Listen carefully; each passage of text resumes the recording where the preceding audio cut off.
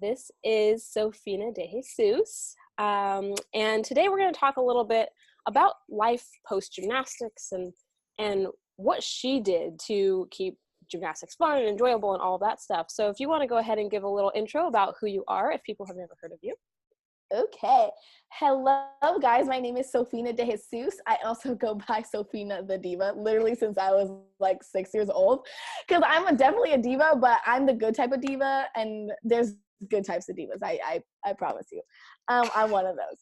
Anywho, I am a gymnast, a former UCLA gymnast. I was on the national team before that, and I'm known for the hip-hop dance girl that went viral and went on to Ellen. So that's my little spiel. I'm a person that can talk a lot and very fast. So I'm going to keep it short and simple and to the point. I'm going to try, okay? I'm going to try. So good. That's so good. But that's what it is, you know? It's podcast is talking, so that's what we need. Otherwise, exactly.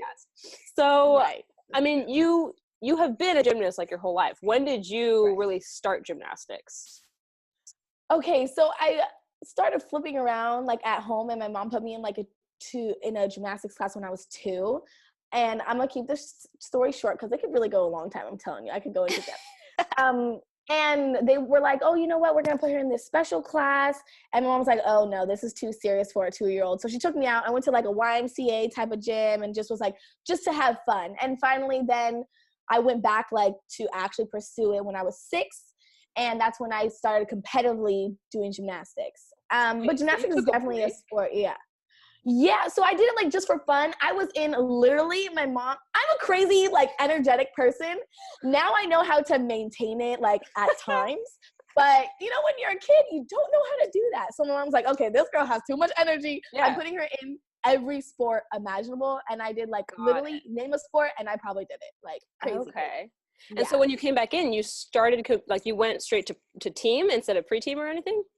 Correct. Yes. I went straight into competing right away. So that was really cool and fun. Honestly, I didn't really understand. Like, one of the funniest stories is like, I wasn't one to like, not listen, but a story that everyone always tells me is when I first ever went to my first competition, I saluted, I did my vault, and on the way back, I was doing cartwheels and laughing, and they're like, Sophina, you have to like walk back like nicely and salute and do your second one. I was like, oh, I didn't know. Like, I am just like abnormal gymnast here, abnormal. Right. Okay, so you did that from 6 until, did you graduate at 21? 22? How old was I? You graduated what, 2016? I forget my age. I graduated in 2016. Okay. So I was 22. Okay. So you did it for quite a long time. And did you retire like straight after UCLA, or did you still do a little bit and then retire?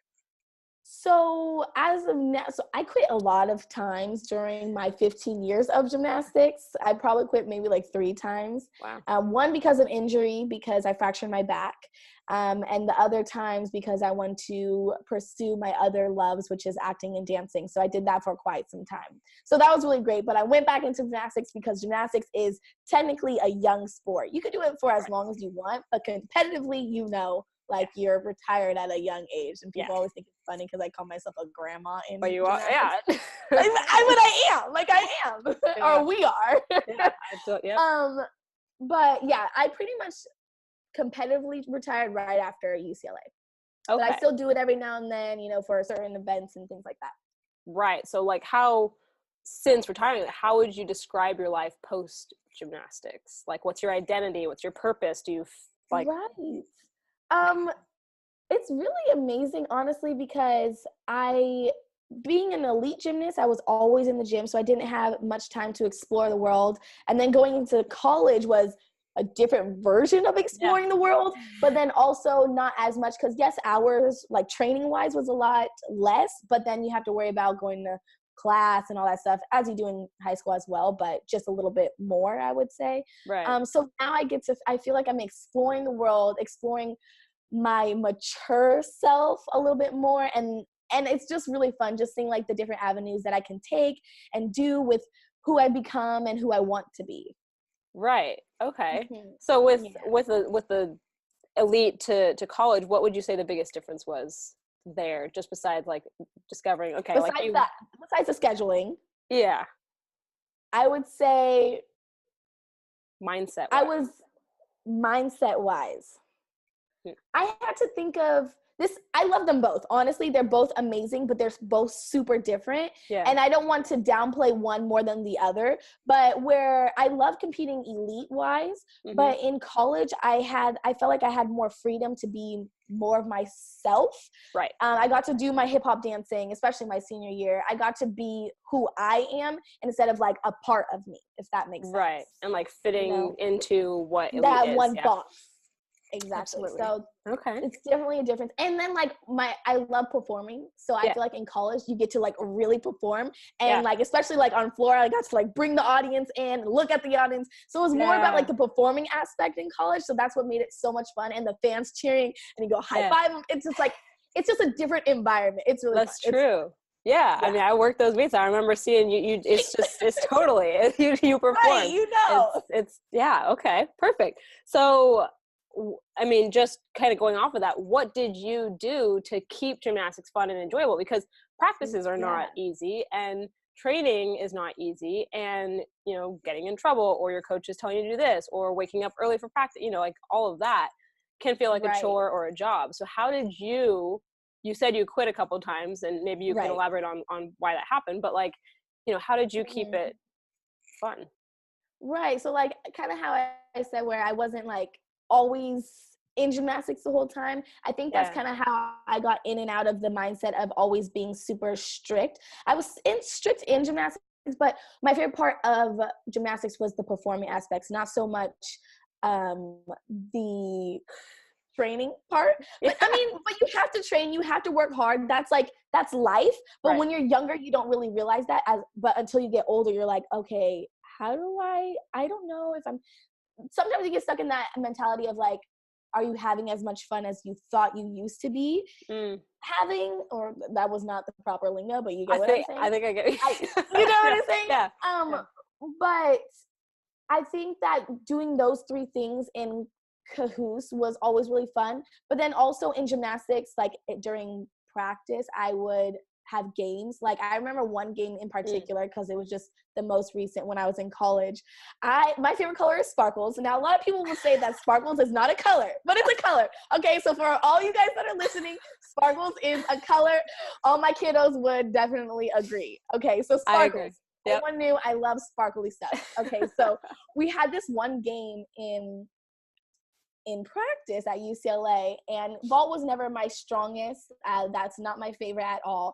And my coach was like, okay, Sophina, he had this bag of like these like diamonds and stuff. He's like, for every vault that you hit, you get a diamond. And then if you hit like 5 in a row, you get this like huge diamond. I was like, stop it. Shut the front door. I'm doing it now. That was the best vault practice that I've ever had. And kid you not, like, so we just like had like really fun games. And also I'm a really fast like talker, but my talking translated into like my dancing and gymnastics, where I was like a speedster. And so like there was a game of like, oh, how many like routines on beam can you finish within this type? And I was like, oh, I'm gonna win this, like, and I finished like the most routines, and you know, so just like fun little games that you could play with either your teammates or yourself mentally. Is how I kept in practice a little bit more fun. So and then always thinking about the bigger picture, like competing, you know, that's fun. Right. And did you come up with those? I mean, or were your coaches a big part of like making it fun and having those games? Because sometimes coaches are the big difference. You know, it depended. Like the sparkly game, that was my coach. Other like the fast games was like my own, but like mentally. And then I remember I was a big, like, when you're a kid, you love sweets, you know, well, as adults too, you love sweets, but like a kid, like, oh, cake, ice cream is like your thing. So one time my mom was like, okay, this is for Visa Championship. She was like, okay, this is your game. She says, so for every event that you hit, and we have Visa Champions for 2 different days, so that's 8 events, technically, 4 and 4. And she's like, for all the ones that you hit, you get a dessert.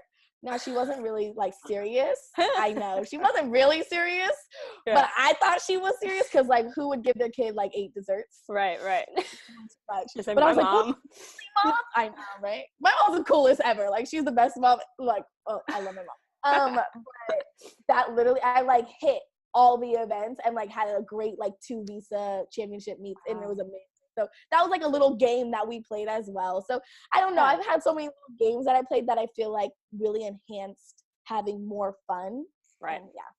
Absolutely. So with the games, that kind of is like almost a mental trick. So what do you think, kind of like, in your opinion, can you describe the mental and the physical traits that you need to be an athlete or a gymnast, or just like, you know, an athlete in general? Yes. I feel like in life in general, your mind is the strongest. It's the strongest muscle. It's the best. It controls everything in your life, you know, whether you're an athlete, whether you're a doctor, whether whatever you're pursuing, whatever you are, what you tell yourself is what you're going to be and what you're going to do and what you're going to pursue. So the mental work is always the most important.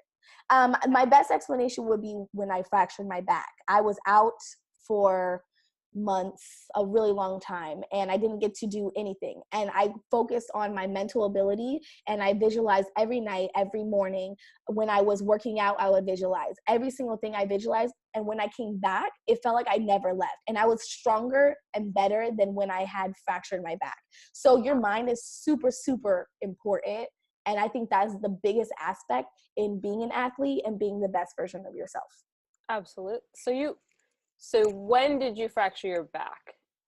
What year? So I was on the national team, and I went to Japan to compete for them. And when I came back, we had to go to the ranch. Mm-hmm. And at the ranch, we had to compete and do testing. And I like landed really funny. And I was like, okay, you know, maybe I just like tweaked it a little bit. But the next day it was still really hurting. So I took it off for a little bit. I went to 3 different doctors, and finally the 3rd doctor was like, it's obvious you have a fracture. So I was trying super hard to like train through that. And so that was when I was like turning 16. So I was a little bit on the older side, like getting to that point.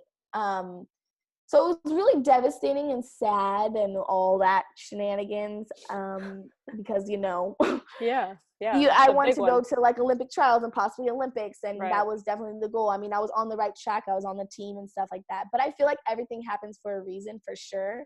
I got to explore the high school life, which was awesome. I got to go to prom, which, you know, usually when you're training that hard, you don't get to do those like fun high school activities. Right. So I loved my senior year, whether I wasn't doing gymnastics or not. It was an amazing opportunity. But yeah, so that's when I fractured my back. Okay. So you still were able to work out then? So you said visualizing. Visualizing. Now, working out wise, for a while I couldn't really do much, but my like workout regimen was a lot of like abs and like balancing and then swimming, because swimming got every single part of me, but it didn't hurt my back. Whereas running, I feel like, is an amazing exercise as well, but that is very vigorous on the body. But swimming, man, it gets you. Yeah. It gets you. But it's a really great workout. Well, that's inspirational.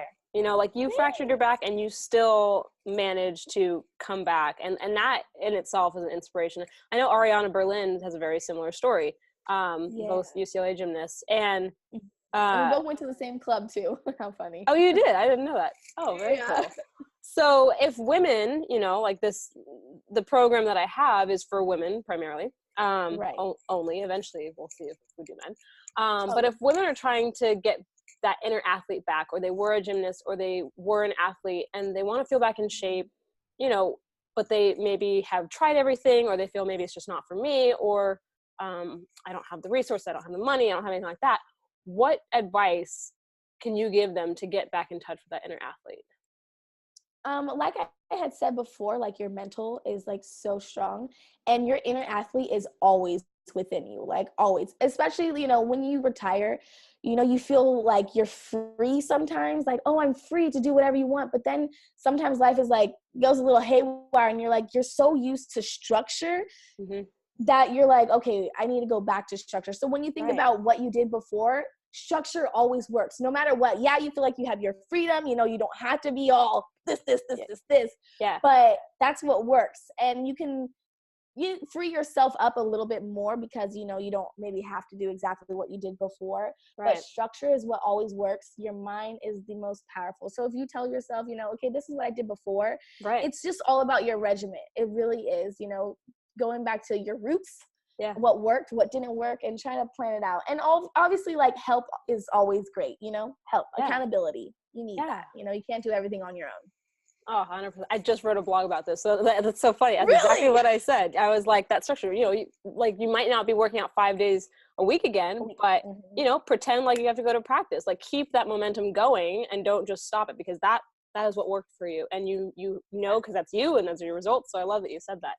Exactly. We have 2 more questions. So one of them actually comes from someone on Instagram. And he said, if UCLA didn't have gymnastics, would you have gone to the better school across town? I had to ask that. Did he say better? He did not say better. I thought he said the other. No, better. Better. Okay. Well, I'm pretty sure all these listeners will know that is not the better school. Oh, okay. First of all, that whole scandal that's going on. Okay. Come on. Well, are you going to claim your school right now with that scandal? I didn't even know that was a possibility. If I just had money, I could have gotten in instead of working since 7th grade, but you know, whatever. So. Right. It's not right. It's not right. See, oh God. You agree. Wouldn't you have gone to UCLA instead of your scandal? I mean, I worked for them, but they didn't have my major. So the fact that they like declined me or whatever, it's fine. Okay. Well, you just answered the question. Yeah. So everybody would rather go to UCLA. You listeners, UCLA, Bruins, great. I know the A clap. I know the thing. Don't worry about it. It's, you know, I'm still Trojan. Right. And then last question is, what does it mean to train like a gymnast? What does it mean to train like a gymnast? Oh, well, let me think about this for a bit. What does it mean to train like a gymnast? I would say, just to remember, I mean, I feel like I'm reiterating like the same stuff. Which is fine. Yeah. But gymnastics is definitely about hard work. It's a different sport than any other sport. You don't train the same. It's more about yourself than it is about a team, because you're not really correlating it with the scores with another team, or you know, things like the other sports. You start usually when you're really young. Since it's so vigorous on your body, you end very young. So it's a lot of hard work and a lot of strength and your own body strength. So I think what it means to be a gymnast or to train like a gymnast is, you know, hard work, mentally, physically, emotionally, and just stay in tune with your body. And, you know, you can do whatever you put your mind to, whether you're young, you're old, you're middle age. It doesn't matter your age, your ethnicity, your race, your women, men. Like, men gymnasts, freaking amazing as well. Like, amazing. So I think training like a gymnast just means a lot of hard work, mentally and physically especially. And yeah, I think that wraps it up. There's a lot of meanings to training like a gymnast, but yeah, I mean, I'm going to ask that to everybody who comes on the podcast. So it's going to be a bunch of different definitions, which is really awesome. That's the interview. That's the podcast at this episode. I really appreciate you hopping on. That was very entertaining, very fun. I think a lot of people will get a lot of inspiration from this. So go ahead and just sign off with how people can get a hold of you or find you on social. Okay, guys, thanks for tuning in to Train Like a Gymnast. I appreciate it. This is really fun with Danielle Gray. So you can definitely follow me on YouTube, Sophina the Diva, and on Instagram at Sophina the Diva as well. That's me. If you have any questions or anything at all, I usually check all my comments, my DMs, all of that stuff. So I'm here for you with whatever you need, whether it's gymnastics related, life related, friend related, you know, inspiration related. I do like inspirational like quotes every day, my quote of the day, which is really fun. It like inspires me and hopefully others, which I have gotten some messages. So stay tuned for my quotes of the day as well. Yay. Well, thank you again. That was awesome. Thank you. Well, I will definitely be in touch. Yeah, you're welcome. And you have a wonderful rest of your evening. You too. Yeah.